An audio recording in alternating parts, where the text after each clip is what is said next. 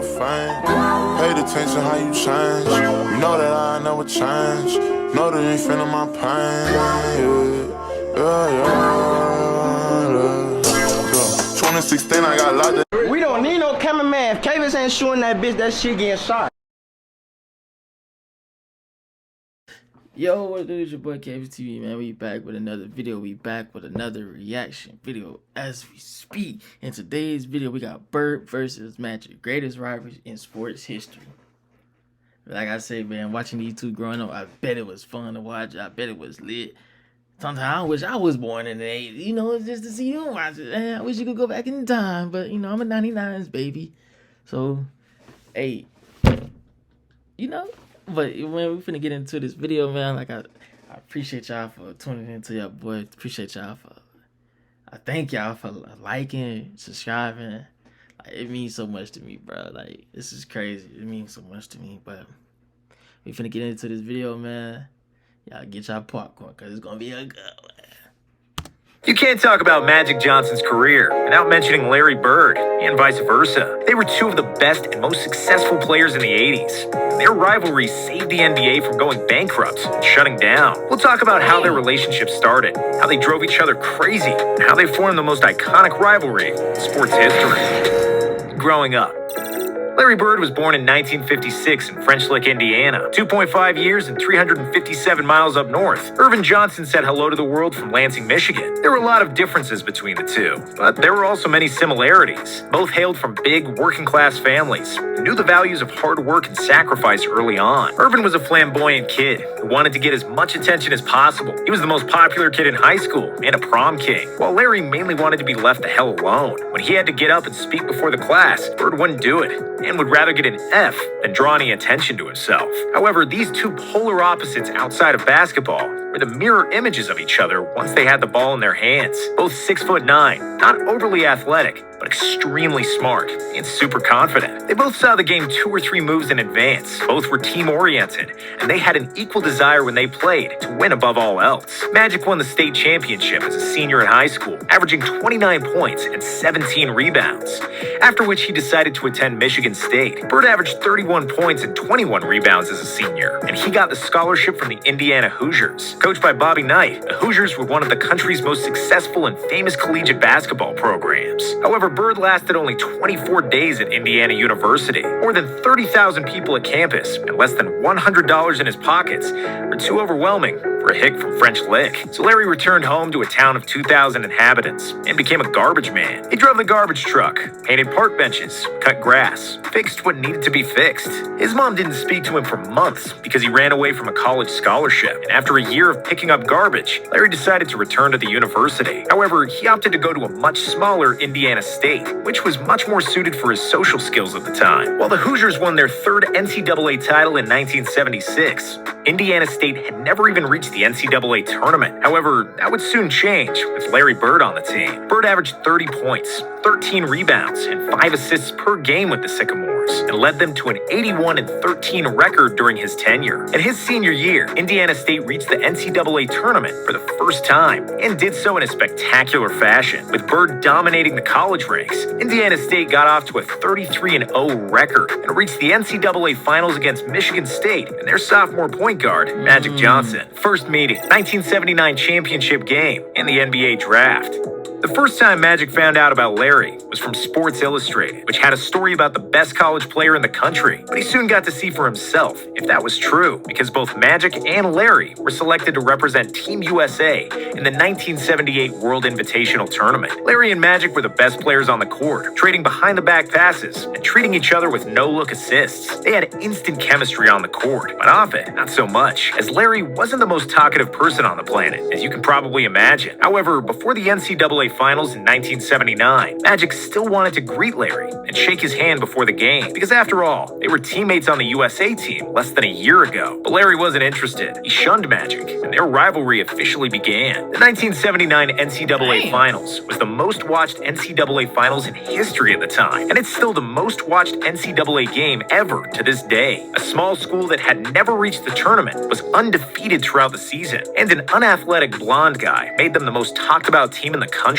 The other school was led by a 6'9" 6'9" point guard, which was never seen before. One was black, one white. One was outgoing and smiled for the reporters. One was shy and gave short one-sentence answers. They were the polar opposites from the outside, but their games were so similar, and that's what wrote the narrative and brought national attention. When the actual game started, two guys guarded Bird the entire game, and he struggled to get an inch of free space. Larry knew he had to score 40 for his team to beat the favorite Michigan State. However, Bird had a bad shooting night. He missed 14 of his 21 shots, and Michigan State won by 11. Bird always says that it's the toughest loss of his career. After the NCAA Finals, both Magic and Bird turned pro. The Lakers selected Magic with the first overall pick in the 1979 draft. Bird was picked 6th by the Celtics in 1978, and that was the last year a player could still stay in college after getting drafted. NBA saviors. By the end of the 70s, the NBA was in big trouble. TV ratings were down, attendance was low, and there was very little buzz around the league and its players. Out of the top 10 most watched basketball games in the 70s, 9 were college games, and tape delays were the norm for the NBA. Drugs were a big issue. The level of basketball... Before Magic and Bird came, really nobody probably wasn't getting paid like that, like big bucks like that, because nobody really wanted to watch it. Well, yeah, you could say that too, but I don't know. Was they getting paid like that a lot like that back then? I think so, man. So was they? Y'all let me know in the comment section. It wasn't that great, and fights between players happened on the regular. The overall image of the league was terrible. Sponsorships were hard to come by, and the league nearly collapsed by the end of the 70s. However, when Bird and Magic came to the NBA in 1979, they brought the hype that surrounded them in college. They both made the All-Star team as rookies and transformed their teams into title contenders. The Celtics improved their win total by 32 games from the year before Bird and finished first in the Eastern Conference. Magic's Lakers were first in the West, and the teams were destined to clash in the finals. But the Sixers spoiled another Bird and Magic duel. On the morning of the deciding Game 6 of the finals, the news came that Larry Bird won Rookie of the Year with 63 votes compared to just 3 votes for the second-place Johnson. Magic was pissed, and he'd go on to pour 42 points and 15 rebounds in the deciding Game 6, bringing Los Angeles their first title after 8 years and securing the Finals MVP trophy. When he saw that Magic won another title, Bird was furious. And that's just who these guys were and how they behaved, envious of each other's accomplishments and maniacally driven to elevate their play. Whenever the season schedule came out, I would circle the 2 games with Boston. Those were the 2 games more important than the other 80, Magic Johnson said. I read the newspaper every day during the season. I was only interested in one thing. What numbers did Magic Johnson have last night? So basically, they motivating each other without even knowing. Okay, we finna see how much Bird had. Oh, Bird had 40. I'm finna go drop 50. Okay, Magic had 50. I'm finna drop 60. So it's basically motivating each other without them even knowing. Like, you're not finna say I'm better than you, and you're not finna say you better than me. So, damn, that's tough. That's tough. Larry Bird. In 1981, Bird won his maiden title with the Celtics, and in 1982, Magic won another one with the Lakers. After that, the league was essentially Bird and Magic, and then everybody else. TV doubleheaders always featured the Lakers and the Celtics against whomever they happened to be playing. From 79 to 84, the NBA's TV ratings rose significantly. Attendance jumped 42% from 1979 to 89, easily the biggest gain among the 4 major American sports. While some credit has to go to David Stern, and some to Michael Jordan, the main reason for the NBA's rise has to do with Bird and Magic. They were 2 phenomenal players who got drafted to the most iconic franchises and embodied the drama of American race relations, but did nothing to stir up the hatred themselves. Finals clashes.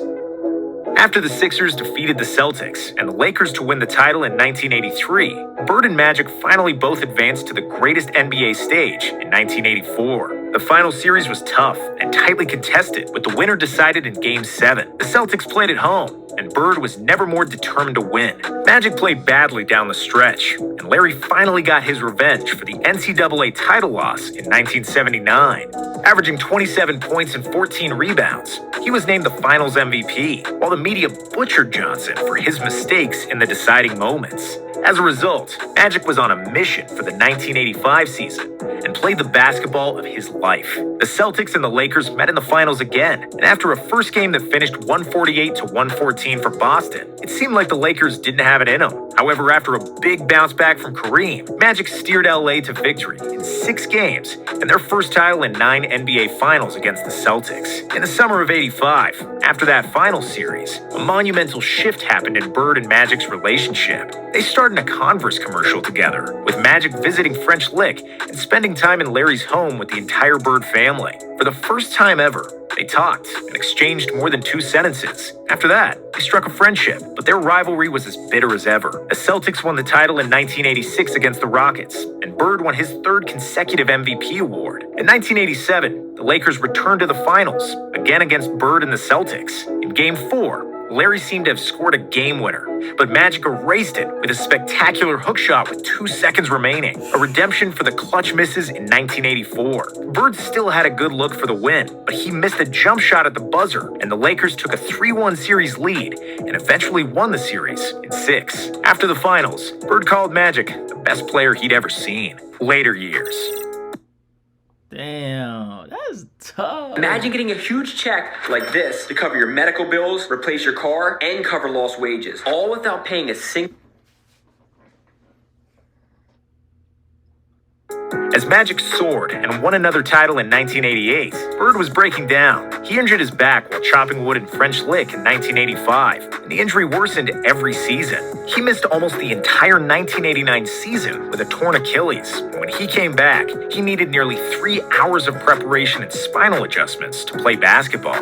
He was under enormous pain, and it was hard for him to walk, let alone play. But being a tough SOB that he was, he stuck around until 1992, even though he should have probably retired in 1988. Magic kept winning MVPs by the turn of the decade, and the Lakers kept making the NBA Finals. However, they couldn't defeat the Pistons in 1989 and the Bulls in 1991 to claim the title.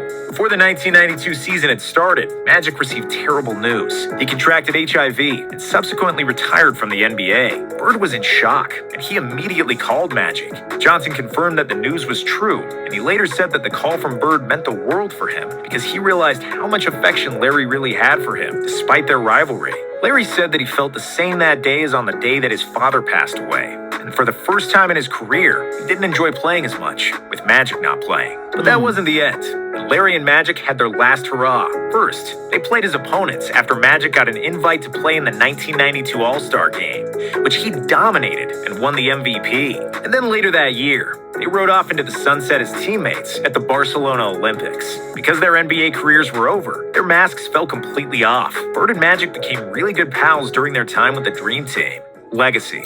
Magic and Bird played against each other 37 times in their NBA careers, and Johnson won 22 of those games, compared to Bird's 15. When it comes to trophies, it was 8 finals, 5 titles, and 3 MVPs for Magic, and 5 finals, 3 titles, and 3 MVPs for Bird. In the end, Magic won more hardware, but Bird was likely a more complete player because he was a better shooter, especially early on. Both players worked extremely hard to outplay the other and were each other's biggest motivation. Their rivalry was the biggest storyline in the 80s, and it saved the NBA, and they desperately needed saviors. In 2010, Larry and Magic wrote a book together, and in 2019, they got the NBA Lifetime Achievement Award together. Even though they are still polar opposites, Larry and Magic always seem to be intertwined and go together like peanut butter and jelly. That's hard.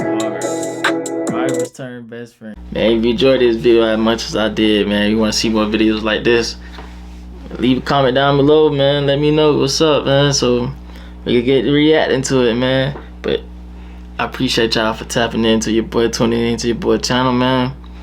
I'll see y'all next video, man. Yeah.